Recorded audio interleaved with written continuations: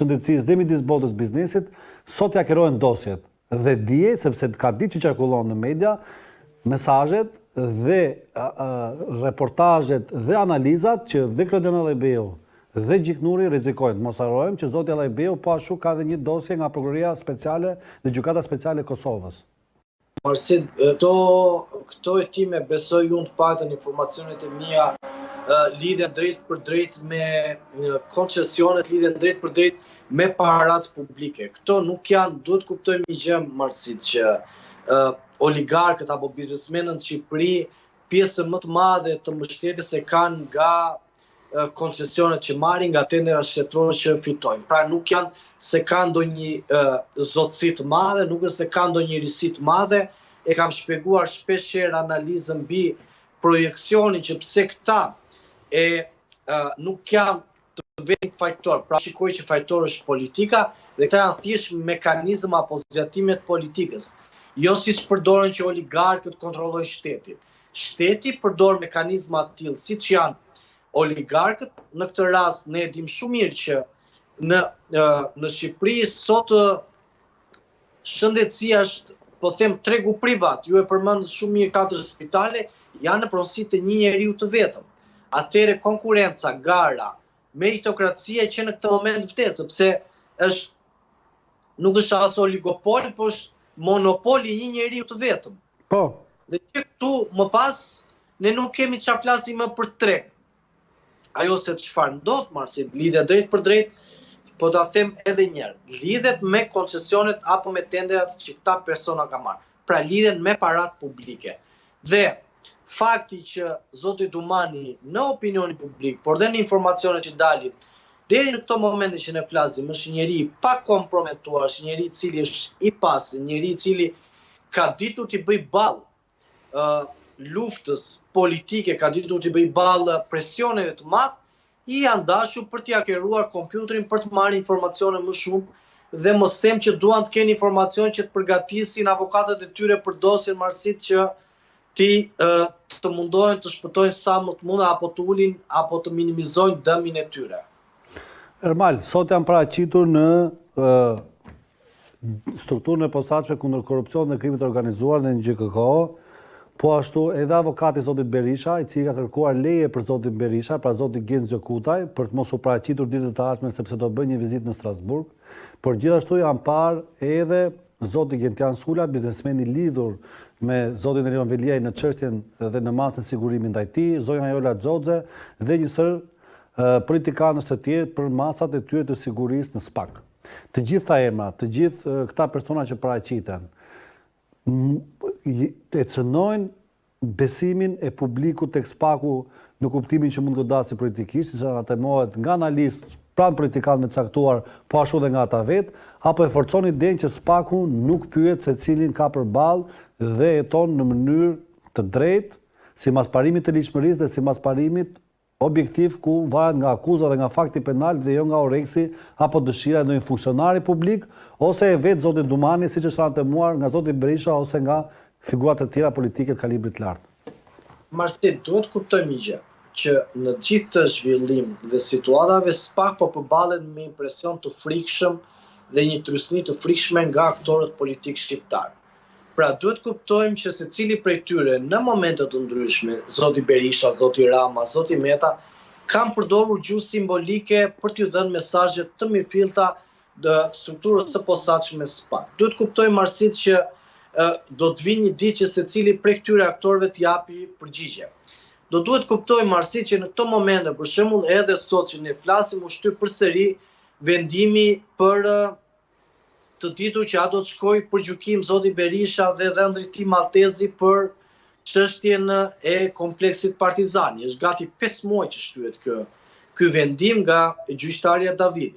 Duhet kuptojmë, Marsit, që për te këtyre që ne diskutojmë në opinionin publik, për te informacioneve që ne kemi, ka dhe diçka. Presioni shumë i aktorëve politik, fuqia e madhe që ata kanë, sistemi hermetik, sistemi cimentosur, i cili gjendet në Shqipëri nuk është kaq i lehtë për t'u zbërthyer.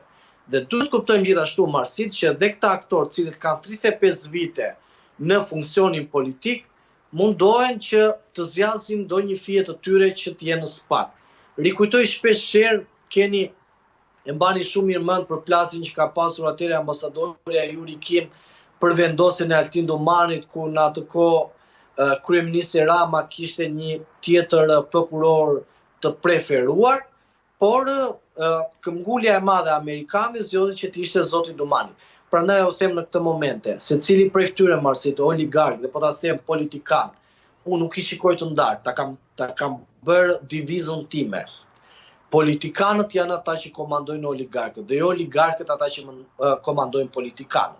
Dhe në këtë divizë, prandaj sot ne shikojmë që në dyert e SPAK-ut paralelisht kur hyn aktorët politik, hyn dhe aktorët ekonomik, sepse këta në 35 vite kanë qenë bashkëpunëtorët më të afërt me njëri tjetrin.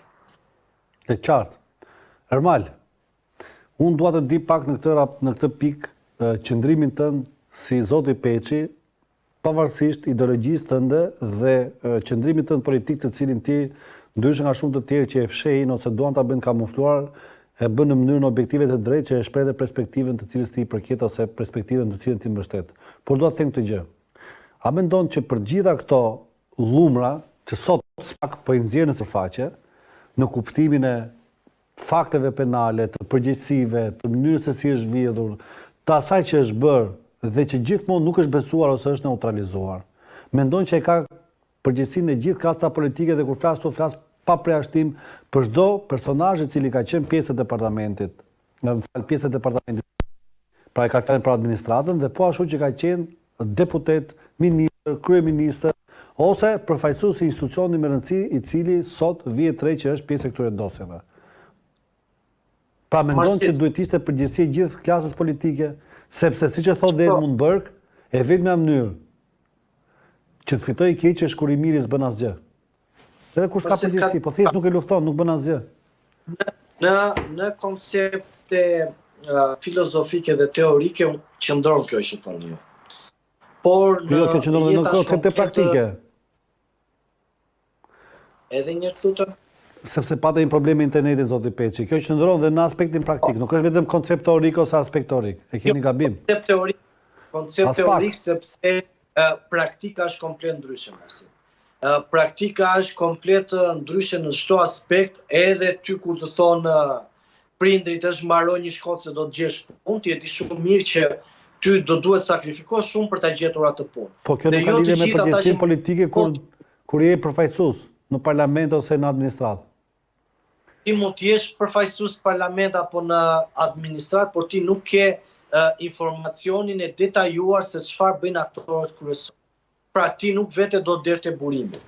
Pra, kjo që thua ti Marsit e kam bërë gabimin në 90-91 Berisha ku tha kur e pyetën për komunizmin dhe tha bashkëvuajtës dhe bashkëfajtor. Jo, nuk është kështu Marsit. Nuk është bashkëvuajtës dhe bashkëfajtor çdo zhvillim dhe çdo ngjarje. Neve Marsit, por dhe aktorët politik, ka pasur aktorë politik cilët kanë qëndruar dhe kanë rezistuar. Por duhet kuptojmë një gjë Marsit.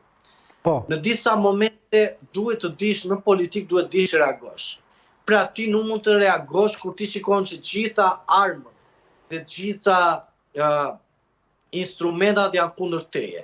Ti mund të reagosh për të bërë zhurmë mediatike, por nuk ka asnjë benefit.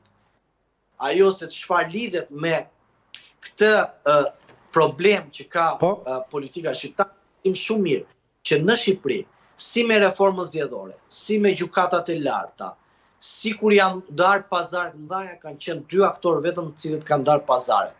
Dhe kjo ka qenë fatkeqësia e politikës shqiptare, sepse për 35 vite Marsit ka vendosur vetëm 2, 3 ose maksimumi 4 aktorë. E qartë. Dhe në ekuacion ne shikojmë që përgjithësia kryesore ju takon atyre. Unë e kuptoj shumë mirë atë që thoni ju, që edhe aktorët e tjerë duhet të reagonin, pra duhet të kishte një zë për të folur edhe për të shprehur revoltën. Por mendojmë Marsit që politika është një ekuacion matematik që duhet dish kur të bësh lëvizjen. Pra nuk është vetëm pathos. Pathos është një moment, por mbi të gjitha është kalkulim, dhe një kalkulim I cili duhet të bashkohen të gjitha rrethanat për ta bërë ndryshim. Jam dakord. Pyetja ime është koncize, konkrete. Sali Berisha ka përgjegjësinë e tij për ata që kanë qenë xhelatët dhe komunistët dhe ndëshkuesit edhe ish të përndjekurve, të persekutuarve, ish pronarëve, të cilët i mbajtin parti.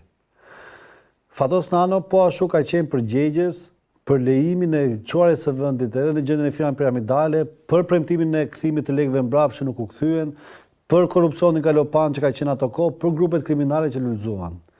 Edi Rama është përgjegjës për gjitha ndërtimet pa leje, pavarësisht prishjeve të cilave i bëri me aq buj.